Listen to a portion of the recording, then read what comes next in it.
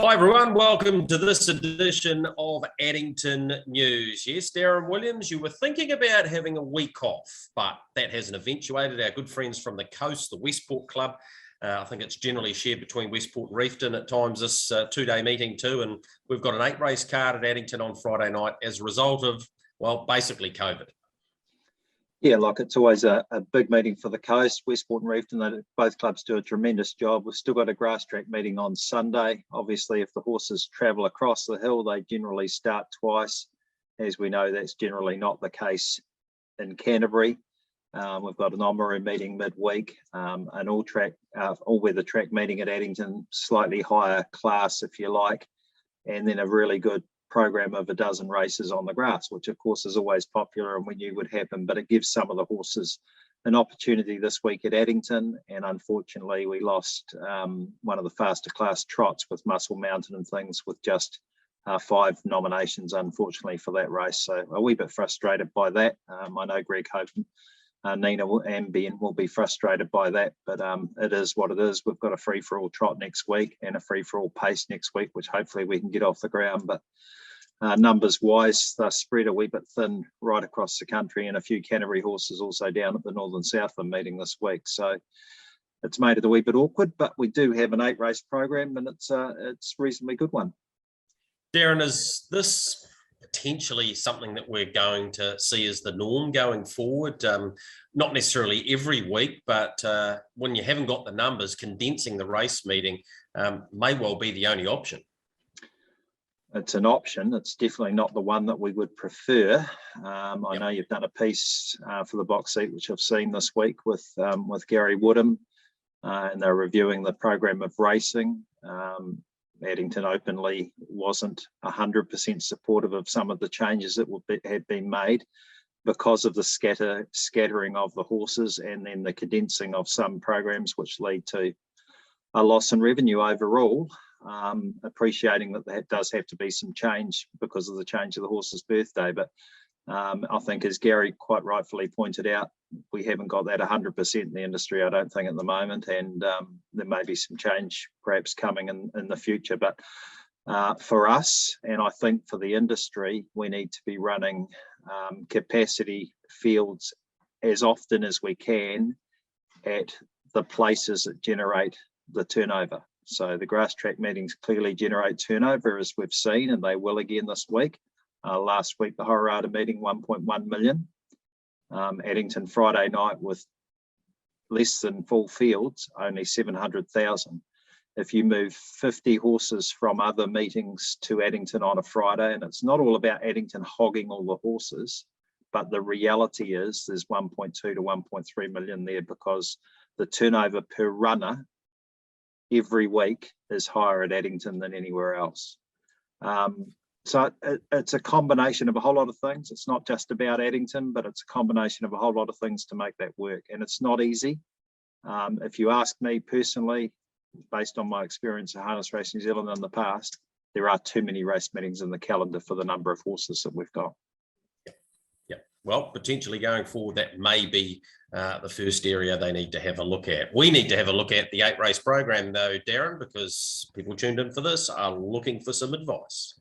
Yeah, so 8 races, 2 quaddies, kicking off the early quaddie race 1, the Commodore Hotel Mobile Trot, 1980. All of the races are 1980 mobiles, except for one, which is a handicap, feature handicap pace. So again, back to the sprint distance, which everyone keeps telling us they prefer, and the horses can back up.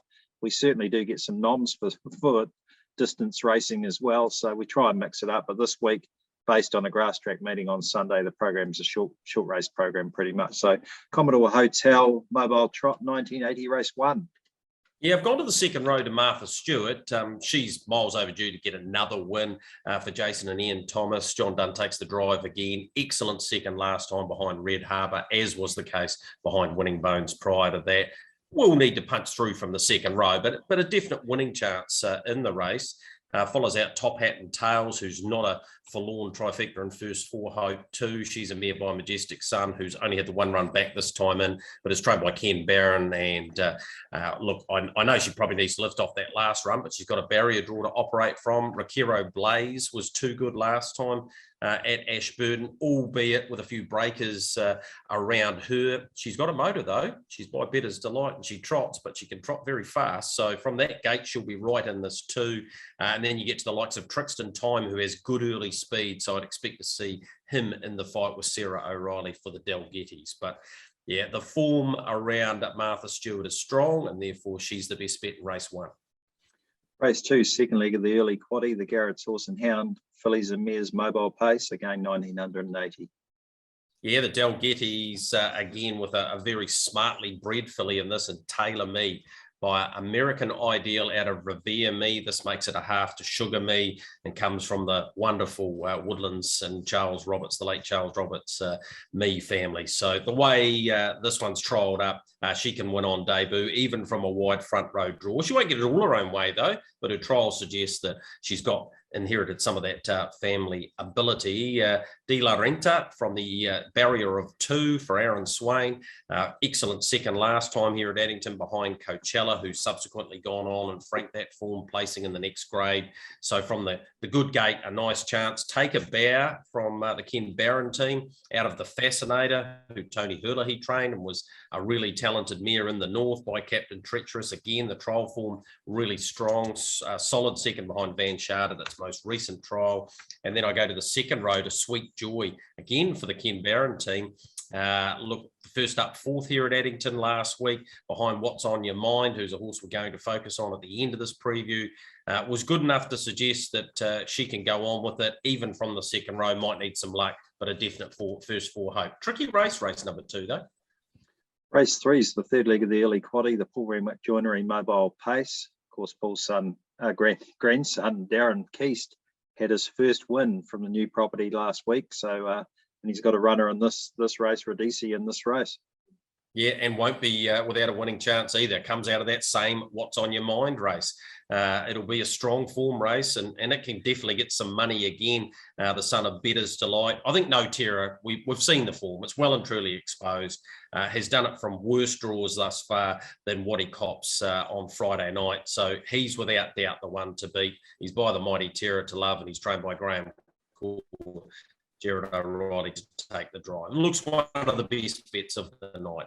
Sergeant Best, forget the last run and go on those previous 2 efforts for Brendan Hill and Ricky May.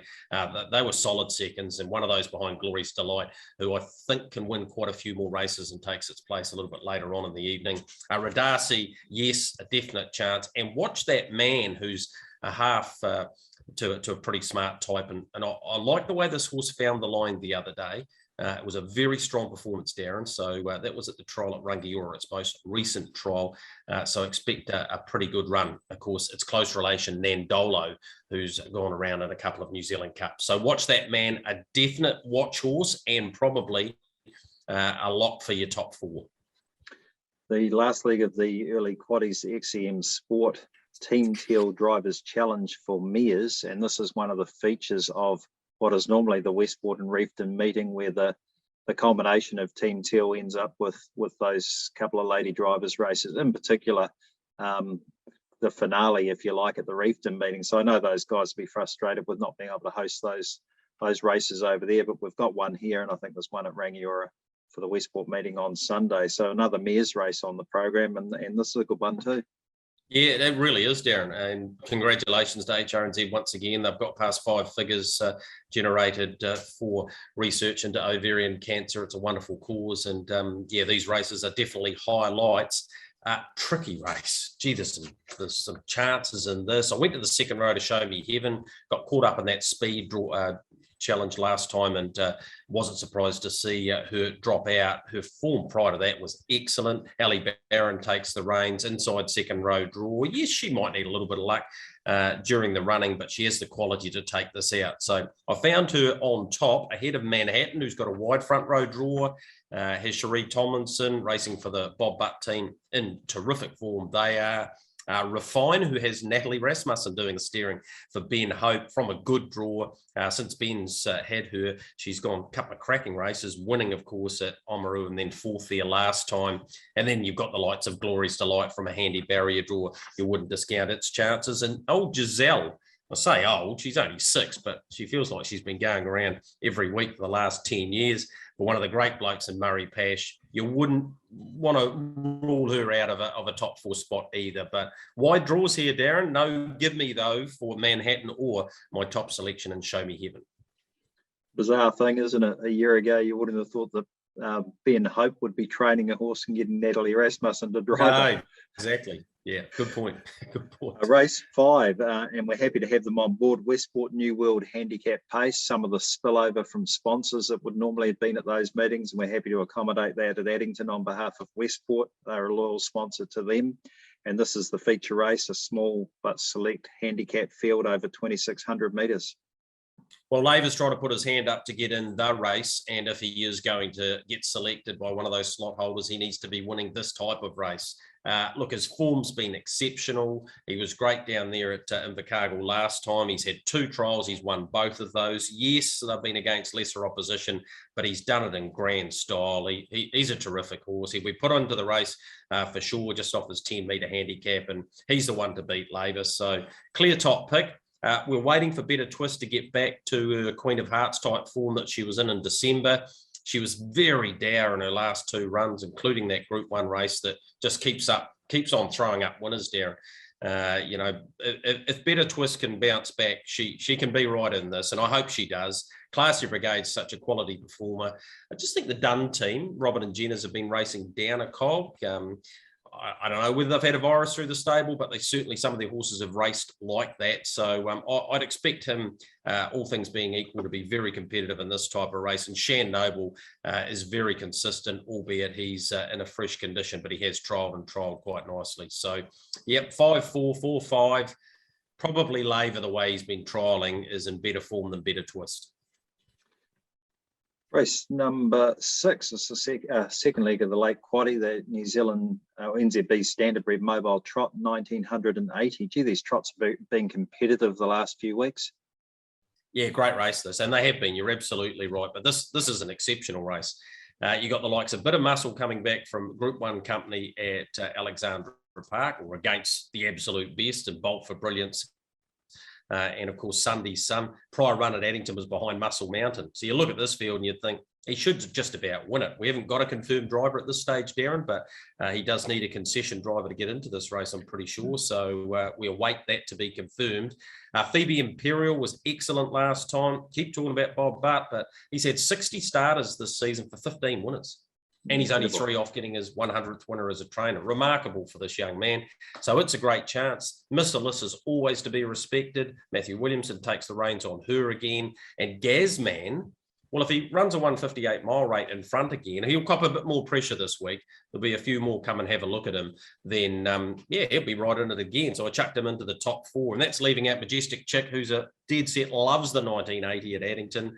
And I'm sure will be competitive again and has Corbin Newman. So, yeah, good race, isn't it? Excellent race. But if Bit of Muscle, the right one, turns up, he should win this race. Yeah, he's got class, hasn't he? But as you say, a very talented field, and My Moments Now not doing a lot wrong, and one down south as well. So, talented field. Race 7, the third leg of the Lake Quaddie, the Graphite Developments Mobile Pace, 1980. Again, this is a small field, but there's some class here as well. Yeah, Artie's Express coming out sort of robs it a little bit of interest, especially with some of those big 3-year-old fillies races going forward. But I thought Coachella's done enough to suggest another win in only 3 starts today. Start number 4 can make it 2 out of 4 and never further back than 3rd. It's got the right barrier draw, takes on some handy horses, but I'm happy to certainly have it on your quaddie ticket and anything wider you're looking to play there. Steph's Boy was great last time, finishing 2nd. Honest performance behind Jack Ryan, who was heavily backed. Whiskey Cavalier's been a real find since the coast circuit's just carried that form on, and no reason to think that he won't be competitive once again, the son of Sir Lincoln. And then you've got the likes of He's Tough, who is always competitive in these types of races, so wouldn't want to be leaving it out. But I'm happy to go with the filly by Sweet Lou, Coachella, who's done nothing wrong in its short career to date. The final race, as it quite often is, the First Direct Taxis Mobile Pace, last leg of the second quaddie, the Lake Quaddie, 1980 metres.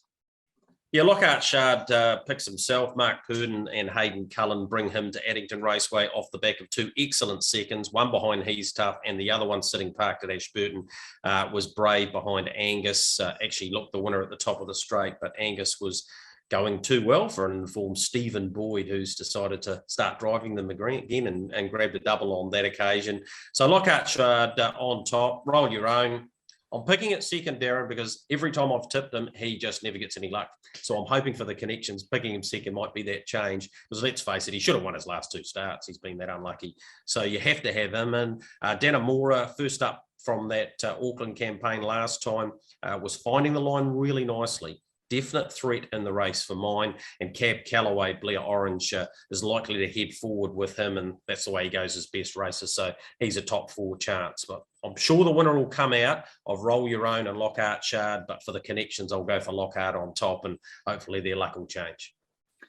Yes, look, it's a small program, all over by 8:45, and we race again next week, but it's one of those meetings, as we say, happy to be supporting the industry by having some races go around at Addington this week to complement the grass track racing at Rangiora this week for. Yeah, Darren, next week's meeting's going to be very good, mate, because you've got free-for-alls hopefully in both gates. It goes alongside the Auckland meeting on Friday night, which again has the Founders Cup and the preludes for the Derby and the Oaks there. So from a harness racing fan point of view, couldn't get a better night really next Friday night. Let's hope we get the horse numbers in both venues to reflect that.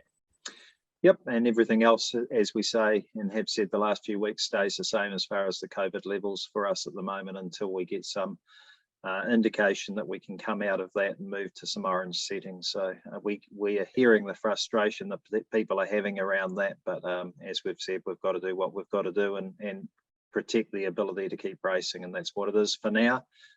Certainly not demeaning the quality of the racing. The racing's been fantastic, and there's always a winner there, and as we've seen, we've had some upsets. It wasn't an upset that we had in race 1 though. A first starter for Graham Court, 3/4 to Terror to Love, a colt by Western Terror. What's on Your Mind? I know he had a big reputation, and to be honest, Greg, he gave them an absolute hiding. Yeah, he only enhanced that. Gee, it was a dominant display, wasn't it? Found the front after he took a trail early. Blair Orange went back round, took the front off Jared O'Reilly, and just destroyed them. A horse that really, he's still got a lot to learn. Gee, there's some scope there, though. Looking forward to seeing him develop over the next couple of starts anyway.